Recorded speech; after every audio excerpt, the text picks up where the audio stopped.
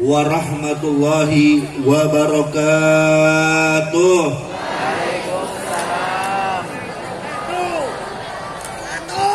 Alhamdulillah, alhamdulillahilladzi arsala rasulahu rahmatan lil alamin.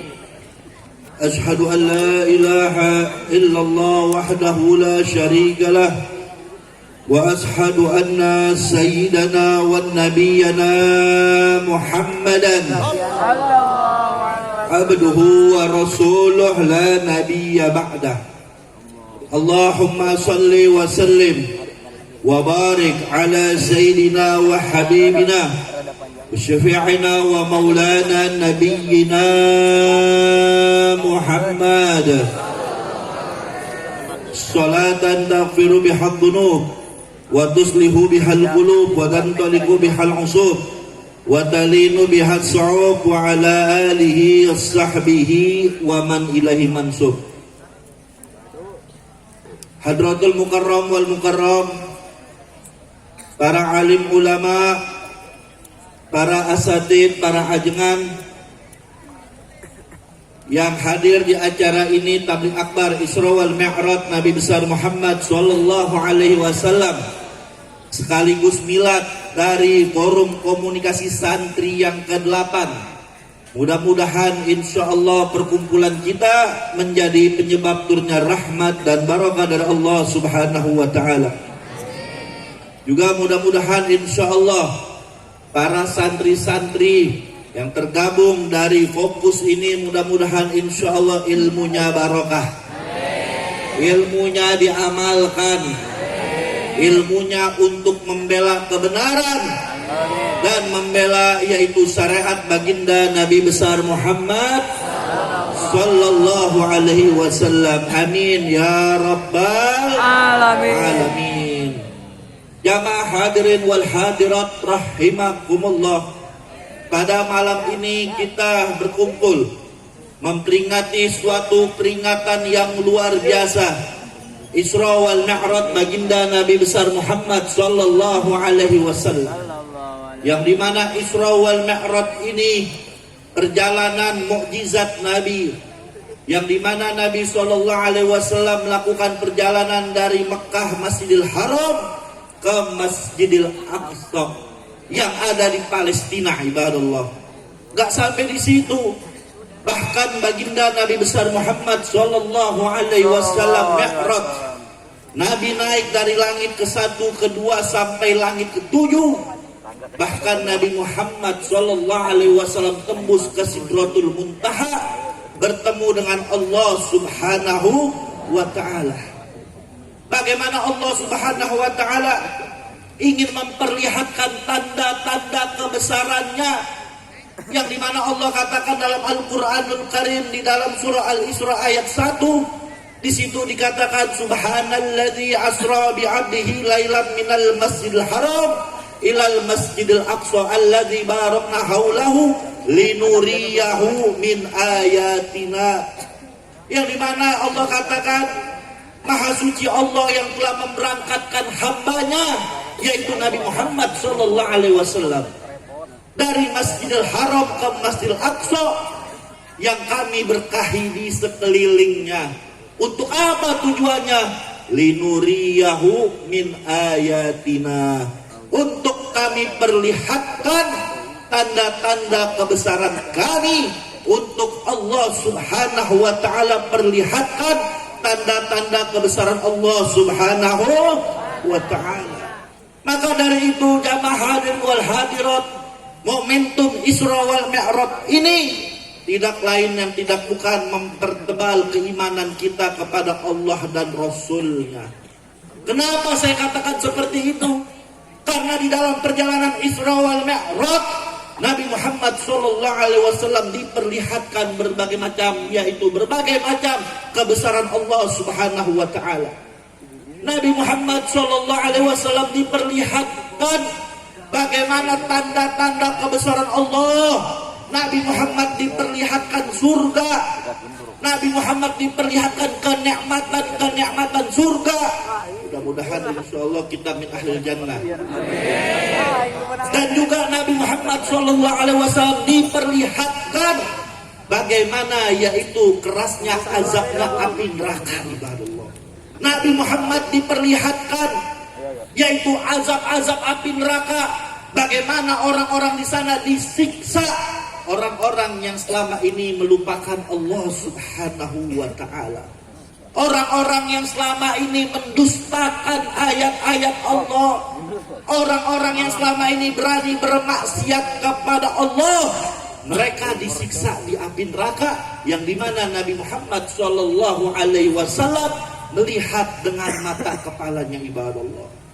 Maka dari itu ibadallah, Nabi Muhammad merasa bergembira ketika melihat surga dan berharap agar umatnya bisa masuk ke surga. Tapi di satu sisi Nabi Muhammad SAW sedih. Nabi sedih memikirkan kita bagaimana nanti kalau umatnya banyak masuk ke api neraka ibadallah yang siksaan Allah sangat pedih. Nabi Muhammad SAW sangat bersedih ibadallah. Maka dari itu dengan peristiwa Isra wal Mi'raj ini, yaitu yang pertama, kuatkan keimanan kita kepada Allah dan Rasul-Nya. Kuatkan iman kita kepada Allah dan Rasul-Nya. Apa yang Allah dan Rasul-Nya perintahkan kita kerjakan. Apa yang Allah dan Rasul-Nya haramkan kita tinggalkan. Semata-mata untuk kita menggembirakan, yaitu mencintai Nabi besar Muhammad sallallahu alaihi wasallam. Memang iman ini luar biasa. Iman ini nggak sembarangan. Iman ini betul-betul penuh dengan perjuangan. Maka dari itu Allah Subhanahu wa taala katakan dalam Al-Qur'anul Karim.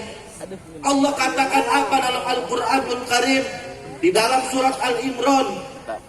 Di dalam surat Al-Imran ayat 142. Allah katakan, afahsibul an tadkhulul jannah walamma ya'lamillahu alladziina jahadu minkum wa ya'lamas sabirin. Apa kata Allah? Apakah kalian dengan gampang masuk surga? Allah kasih tahu, apakah dengan gampang masuk surga? Tidak. Surga enggak gratis. Surga enggak gratis. Surga yaitu tak mahal. Surga mahal. Mahal dalam arti yaitu kita bersusah payah dulu mendekatkan diri kita kepada Allah Subhanahu wa taala. Allah yang katakan, apa kalian dengan gampang masuk surga, dengan enak masuk surga, sebelum Allah Subhanahu wa taala melihat di antara kalian yang dimana mereka berjuang di jalan Allah, dan sebelum Allah melihat di antara kalian mana mereka yang sabar. Sabar dalam arti melaksanakan perintah Allah, sabar dalam arti menjauhi segala larangan Allah, sabar dalam arti membela agama Allah Subhanahu wa taala. Jadi ini syarat masuk surga ada dua. Allah melihat dulu di antara kita mana kita yang berjuang. Berjuang untuk apa? Berjuang untuk membela agama Allah dan Rasul-Nya, membela yaitu syariat Nabi Muhammad SAW, berjuang untuk kita membesarkan siar-siar Islam. Maka dari ini ibadallah, maka dari ini di forum komunikasi santri ini, di sini banyak hadir santri dan santriwati, betul? Yang dimana yaitu kalian semua adalah tulabul ilm. Kalian semua adalah para penuntut ilmu, yang dimana kalian perjuangkan ilmu kalian untuk bela kebenaran. Kalian yaitu gunakan ilmu kalian untuk bela kebenaran, membela yaitu syariat baginda Nabi besar Muhammad sallallahu alaihi wasallam ibadallah. Maka dari itu janganlah kita bergeser dari kebenaran. Maaf, apalagi zaman sekarang yaitu zaman penuh dengan fitnah, betul atau tidak? Yang benar dibilang salah, yang salah dibilang benar, yang hak dibilang batil, yang batil dibilang hak, yang halal dibilang haram, yang haram dibilang halal. Ilmunya bukan bela kebenaran, tapi ilmunya bela kepentingan. Ini sekarang nih yang banyak terjadi di tengah-tengah kita ibadallah. Yang mereka di mana mereka tahu halal dibilang haram, yang mereka tahu haram dibilang halal. Ada nggak yang kayak begini orangnya nih? Ada nggak kayak begini orangnya? Innalillahi. Hati-hati, ibadallah. Hati-hati. Sayyidina Umar bin Khattab radhiyallahu taala anhu pernah mengatakan, apa kata Sayyidina Umar bin Khattab? Sayyidina Umar bin Khattab pernah mengatakan, yang dimana ini dinukil dalam kitab I'anat Mustarsyidin, di dalam kitab I'anat Mustarsyidin yang dikarang oleh Al-Habib Utsman bin Abdullah bin Aqil bin Yahya Mufti Betawi, yang dimana beliau menukil perkataan Sayyidina Umar bin Khattab. Apa kata Sayyidina Umar bin Khattab? Yahdimul Islama salatun.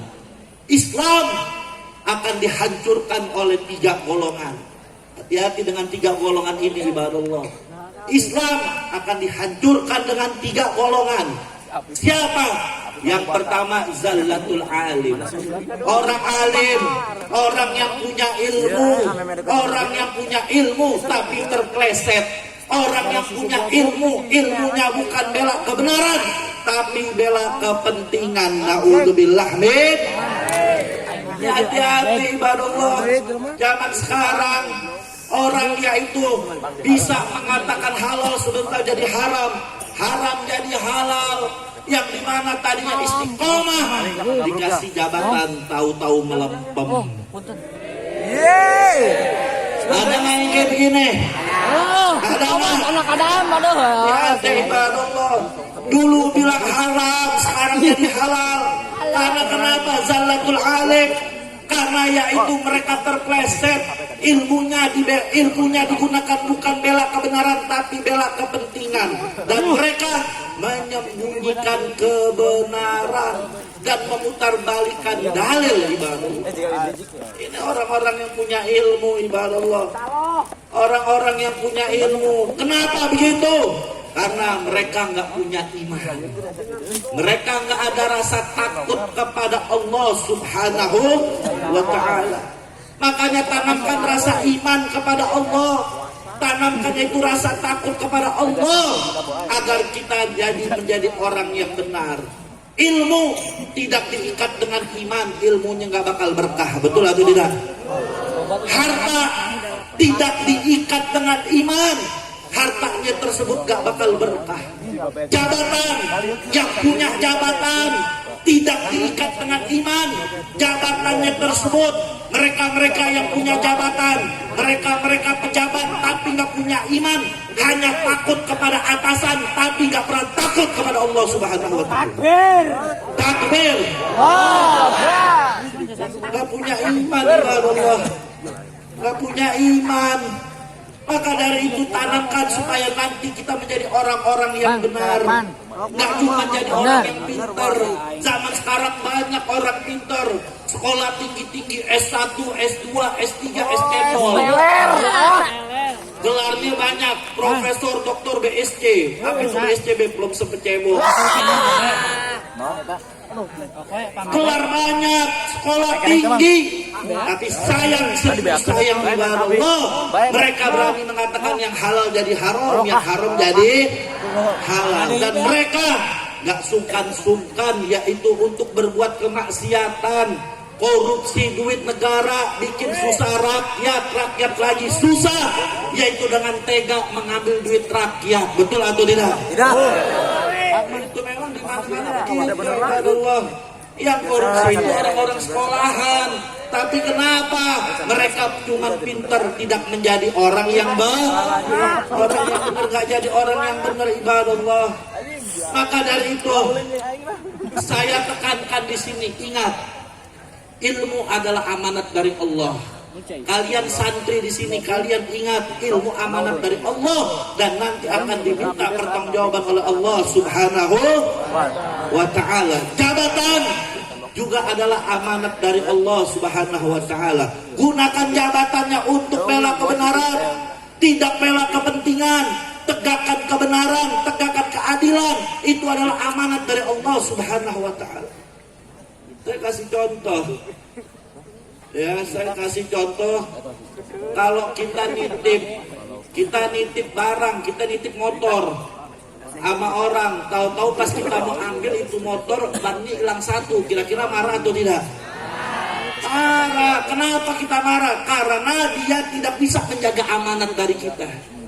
Begitu juga kita, ibadallah, bangsa kita. Bangsa kita adalah merdeka atas berkat rahmat Allah. Betul atau tidak? Betul. Dan ini adalah titipan dari Allah. Negara kita merdeka atas berkat rahmat Allah. Undang-Undang Dasar 45 yang katakan bahwasanya Indonesia merdeka atas berkat rahmat Allah. Indonesia merdeka atas berkat rahmat Allah. Maka dari itu ibadallah, kalau tahu Indonesia yaitu merdeka berkat atas rahmat Allah, tapi sayang seribu sayang ibadallah, orang-orang ini yang mengkhianati bangsanya sendiri. Betul atau tidak? Betul. Yang mengkhianati Pancasila. Betul atau tidak? Betul. Ya ibadallah, ngaku cinta Indonesia, ngaku cinta Pancasila, tapi mereka yaitu mereka yang mengkhianati Pancasila. Aduh. Dikit-dikit yaitu Islam dibilang radikal.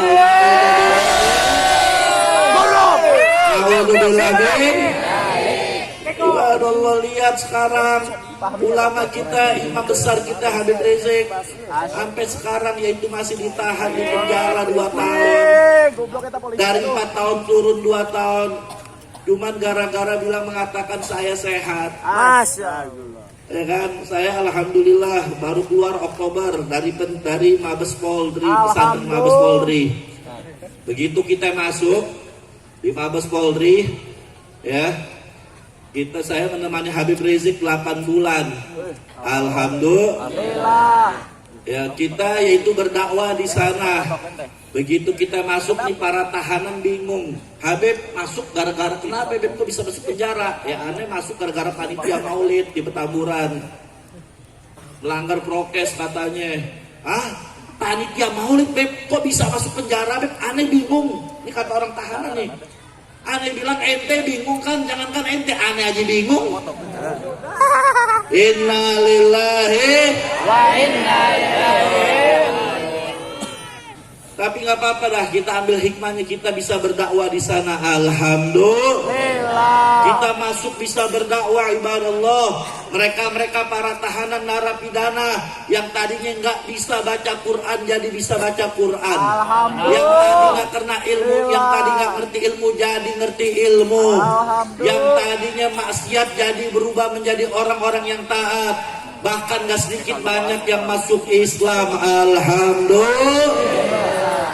Bahkan gak sampai di situ. Ketika kami keluar bulan Oktober, mereka para tahanan-tahanan mereka nangis sedih. Ini yang saya membuat terharu. Mereka para tahanan mengatakan apa? Kata para tahanan di situ. Mereka mengatakan, Habib, demi Allah, saya masuk penjara karena maksiat, karena berbuat jahat. Saya selama ini jauh dari agama Allah, tapi Allah masih sayang. Saya masuk di penjara dan saya dipertemukan dengan Habib Rizik dan para habaib yang lain. Ini artinya menunjukkan Allah ingin memberikan taufik hidayah kepada kami semua. Habib, demi Allah, kami masuk dalam keadaan maksiat, tapi nanti demi Allah, begitu kami bebas, kami siap menjadi pejuang-pejuang agama Rasulullah SAW. Takbir.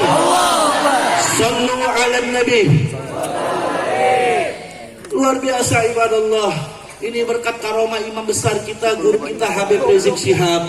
Mudah-mudahan beliau dijaga oleh Allah Subhanahu wa taala. Kita lihat ibadallah bagaimana sekarang ibadallah yang tadi saya katakan, bagaimana yaitu ini semua adalah ilmu, jabatan, harta adalah amanat dari Allah Subhanahu wa taala. Manakala yaitu ini negara kita juga merdeka, yaitu amanat dari Allah atas berkat rahmat Allah Subhanahu. Kita jaga harus negara kita ibadallah. Kita jaga negara kita, kita isi kemerdekaan. Bagaimana para pahlawan kita berjuang ibadallah, mengorbankan hartanya, mengorbankan yaitu tenaganya, mengorbankan yaitu jiwanya untuk merdeka negeri ini. Dan alhamdulillah 80% 90% umat Islam yang berjasa dalam memerdekakan ini bangsa. Betul atau tidak? Betul atau tidak? Dan gak sedikit ibadallah yang menjadi pelopor-pelopor para pengusir penjajah, yang menjadi pelopor-pelopor perjuangan, diawali oleh para habaib dan para kiai, para ajengan bersama santri-santrinya ibadallah. Takbir.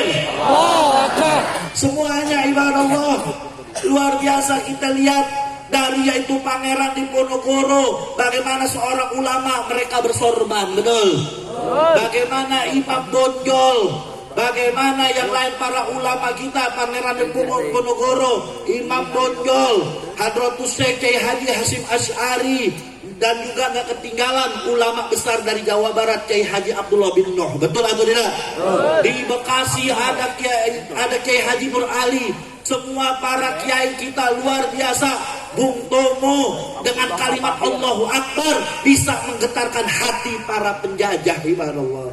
Gak sampai di situ, bahkan Panglima Besar Jenderal Sudirman yang pertama kali menjadi Panglima TNI tidak lain dan tidak bukan seorang ustadz guru madrasah di Muhammadiyah ibadallah. Itu luar biasa. Ini para alim ulama kita, para kiai kita, yang dimana mereka yaitu berjuang tidak lain dan tidak bukan karena mereka cinta agama. Betul?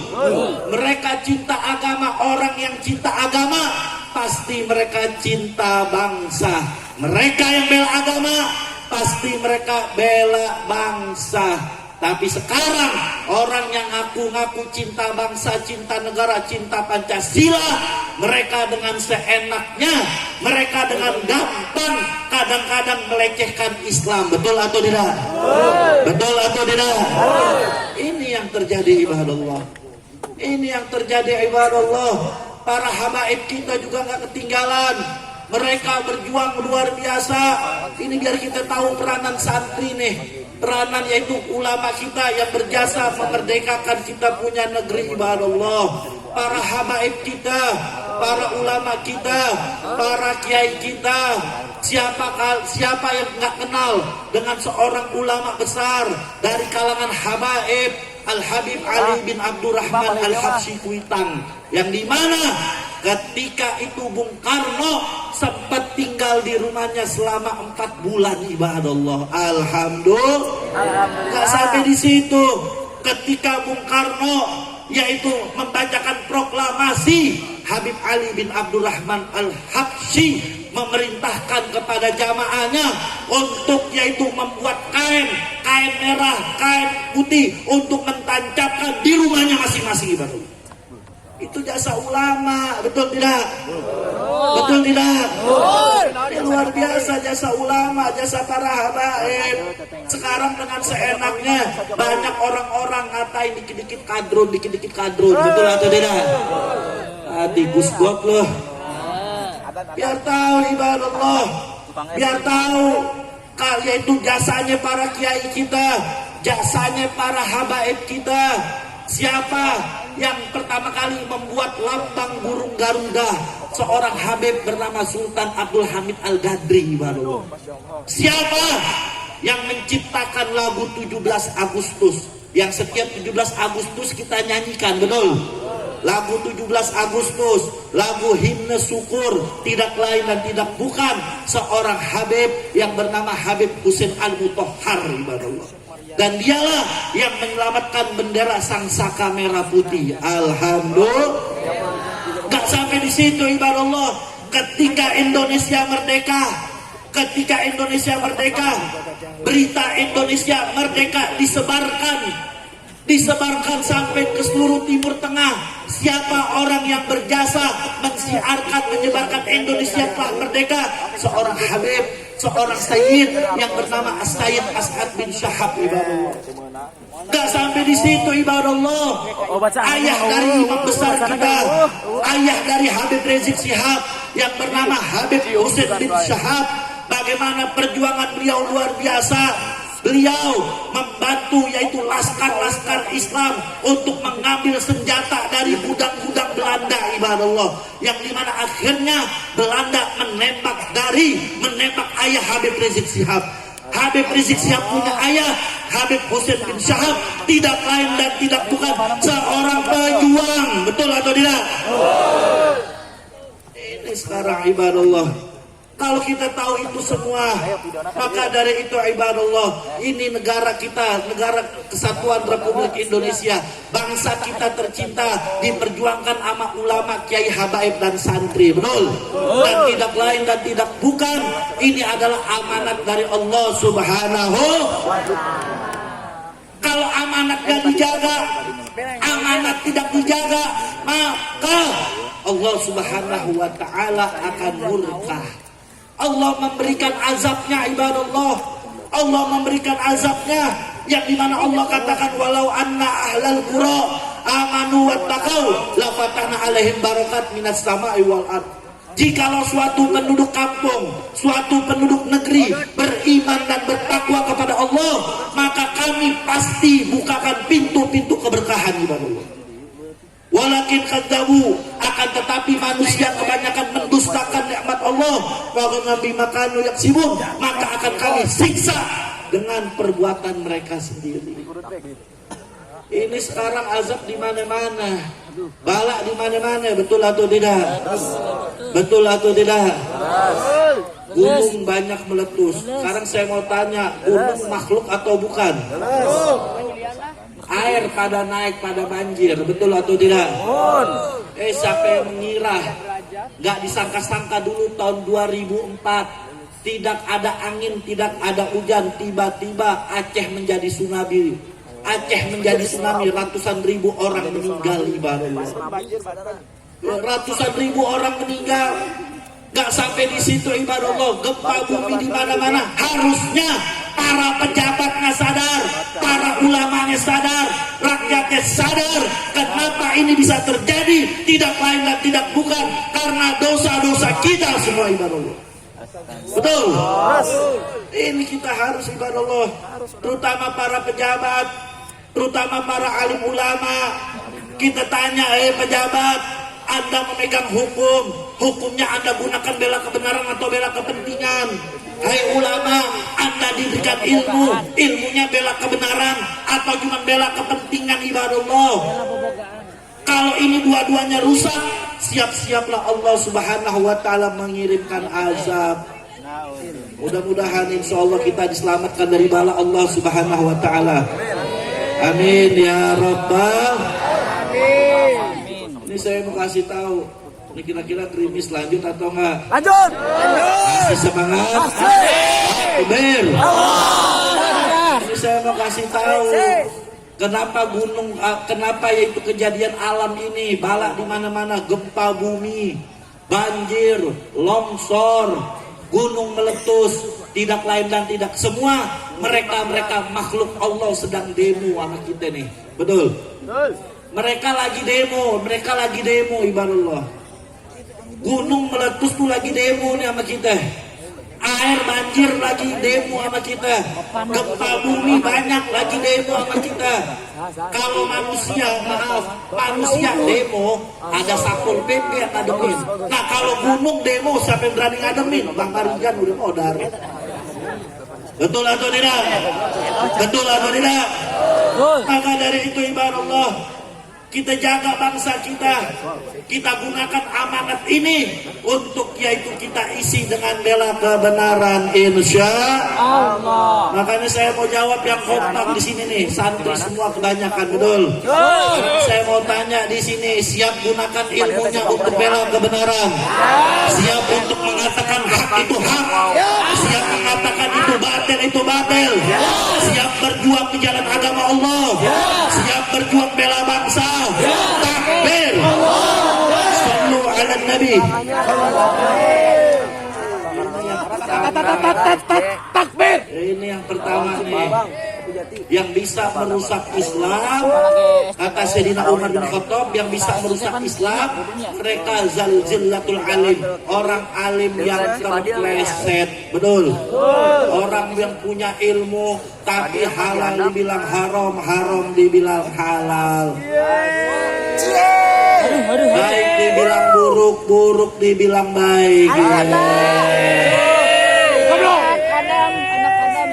Hak dibilang batil, batil dibilang hak. Betul. Hati ibadallah. Apalagi sekarang dengan seenaknya, dikit-dikit bilang radikal, dikit-dikit bilang radikal, radikul kalilah. Hati-hati ibadallah. Hati-hati. Ya, gunakan ilmu kita untuk bela kebenaran, insya. Maka dari itu jangan pernah takut untuk bela kebenaran. Yang kita harapkan ridhonya Allah, bukan ridhonya manusia. Betul. Sesusah-susah kita di dunia, sesusah-susahnya kita di dunia, tapi kita mendapatkan ridho Allah, kita mendapatkan berkahnya Allah, kita diridhoi oleh Allah. Maka demi Allah, susahnya kita cuma sementara ibadah Allah. Susahnya kita cuma nanti Allah berikan kebahagiaan yang abadi. Walal akhiratu khairul laka, yang sesungguhnya akhirat lebih baik daripada dunia. Sebaliknya, mereka-mereka yang senang dengan kemaksiatan, yang merasa melimpah harta, yang merasa yaitu mereka dalam hidup senang, tapi mereka jauh dari Allah. Ingat, senangnya kalian cuma sementara, nanti kalian siap-siap akan mendapatkan azab Allah Subhanahu wa ta'ala. Na'udzubillah min. Makanya ibadallah, kalau orang beriman insya Allah gak bakal takut. Mereka takut hanya kepada Allah Subhanahu wa ta'ala. Ala inna awliya Allah la khawfun alaihim walahum. Sesungguhnya mereka itu yang